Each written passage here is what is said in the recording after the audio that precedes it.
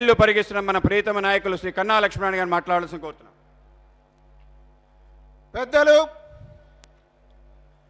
మన భారత ప్రధాని ఈ రోజున ప్రపంచ దేశాల్లోనే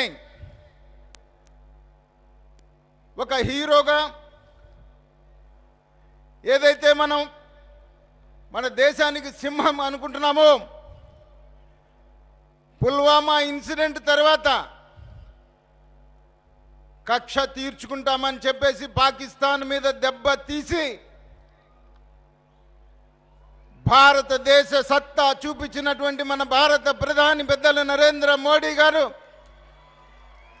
రెండవసారి ఆంధ్రప్రదేశ్ వచ్చిన సందర్భంగా వారిని నేను హృదయపూర్వకంగా ఆంధ్ర రాష్ట్ర ప్రజల తరపున ఆహ్వానం పలుకుతూ, నాకన్నా ముందు మాట్లాడినటువంటి పెద్దలందరూ కూడా 2014 తర్వాత ఆంధ్ర రాష్ట్ర విభజన తర్వాత 10 సంవత్సరాల్లో ఈ రాష్ట్రానికి అనేక సంస్థలు కానీ, గ్రాంట్లు కానీ, ఇన్ఫ్రాస్ట్రక్చర్ కానీ ఇవ్వాలి అని ఉంటే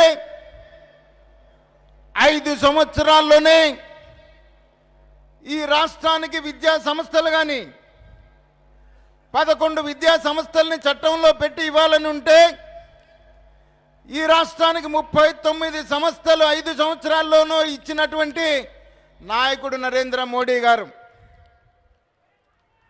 అలాగే ఈ రాష్ట్రానికి ఇవ్వాల్సినటువంటి నిధులు కానీ, ఇన్ఫ్రాస్ట్రక్చర్ కానీ లక్షల కోట్ల రూపాయలు ఈ రాష్ట్రానికి ఇస్తూ ఉంటే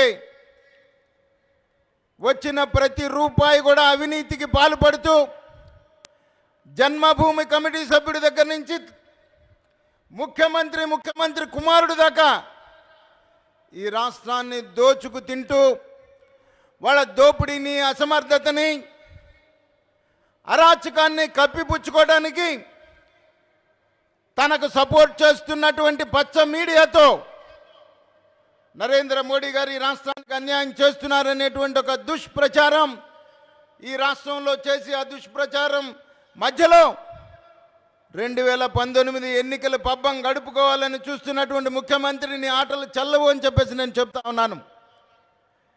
ఏదైతే నిన్నటిదాకా రైల్వే జోన్ ఇవ్వలేదని చెప్పేటువంటి పెద్దలు ఇవాళ రైల్వే జోన్ ఇస్తే ఆదాయం ఒరిస్సాకి వెళ్తుందట. ఎవరో తెలియని చిన్న కార్యకర్త మాట్లాడితే ఒప్పుకుంటాం, కానీ ఎంతో అనుభవం ఉంది నాకు. 40 సంవత్సరాల అనుభవం ఉన్నటువంటి నాయకుడిని, ఈ దేశంలో నాకన్నా అనుభవం లేనటువంటి వ్యక్తి, అనుభవం కలిగిన వ్యక్తి ఇంకొకరు లేడని చెప్పేటువంటి ముఖ్యమంత్రి, 14.5 సంవత్సరాలు ముఖ్యమంత్రి చేసినటువంటి వ్యక్తికి రైల్వే ఆదాయం రాష్ట్రాలకు వస్తుందని చెప్పేసి చెప్తా ఉంటే ఇతని అనుభవం ఎంతవరకు మనం ఆలోచించాల్సినటువంటి అవసరం ఉంది. నేను గత 6 మాసాలుగా చెప్తా ఉన్నాను, ఈ రాష్ట్ర ముఖ్యమంత్రి మానసిక వ్యాధితో బాధపడుతూ ఉన్నాడు. మానసిక వ్యాధితో బాధపడుతున్నటువంటి వ్యక్తి ముఖ్యమంత్రిగా పనికొచ్చేటువంటి పరిస్థితి కాదు. మానసిక వ్యాధితో బాధపడుతున్నటువంటి ఇతనికి ఈ రాష్ట్రంలో జరిగినటువంటి దోపిడీ భయం పట్టుకుంది. ఎక్కడ జైలుకి వెళ్లాల్సి వస్తుందో అనేటువంటి ఉద్దేశంతో, ఎక్కడైతే పెద్దలు నరేంద్ర మోడీ గారు ఈ దేశంలో ఉన్నటువంటి అవినీతి పరులను ఎవరిని వదలమని చెప్పేసి చెప్పారో, ఈ అవినీతి పరుడు, ఈ గజ దొంగ ఈ రోజున మతి భ్రమించి తాను ఏ రోజు ఏం మాట్లాడుతున్నాడో అర్థం కానటువంటి పరిస్థితుల్లో మనం చూస్తూ ఉన్నాం. చంద్రబాబు నాయుడు, నేను అడుగుతా ఉన్నా నిన్ను,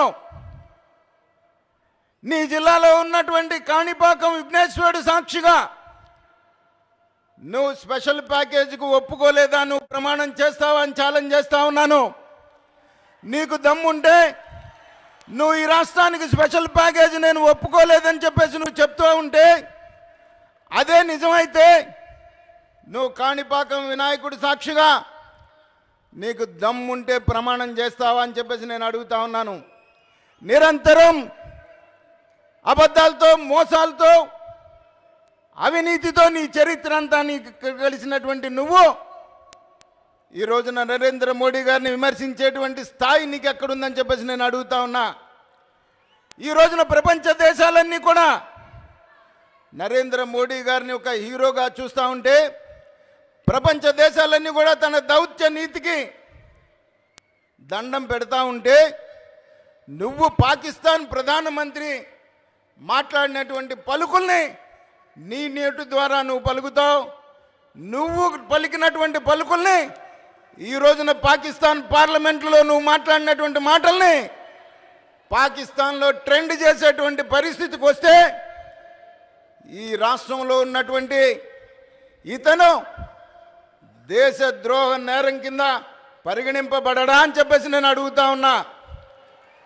ఇటువంటి వ్యక్తి ఈ రాష్ట్రానికి ముఖ్యమంత్రిగా కాదు, కార్పొరేటర్గా కూడా పనికిరానటువంటి వ్యక్తి 2019లో ఖచ్చితంగా నరేంద్ర మోడీ గారి నాయకత్వంలో ఖచ్చితంగా ఈ రాష్ట్ర ప్రజలు బుద్ధి చెప్తారని చెప్పేసి నేను ఈ సందర్భంగా తెలియజేస్తూ, మరొక్కసారి వీర జవాన్ల యొక్క ఆత్మ సాక్షిగా వాళ్ళ ఆత్మ శాంతి చేకూరేలాగా ఏ రోజైతే ఆ రోజు మీరు చెప్పారో ఖచ్చితంగా మీ బలిదానానికి పగ తీర్చుకుంటామని, పగ తీర్చుకొని ఇక్కడికి వచ్చినటువంటి మీ అందరికీ మీ నాయకత్వానికి మేము నమస్కారం తెలియజేస్తూ సెలవు తీసుకుంటున్నాను.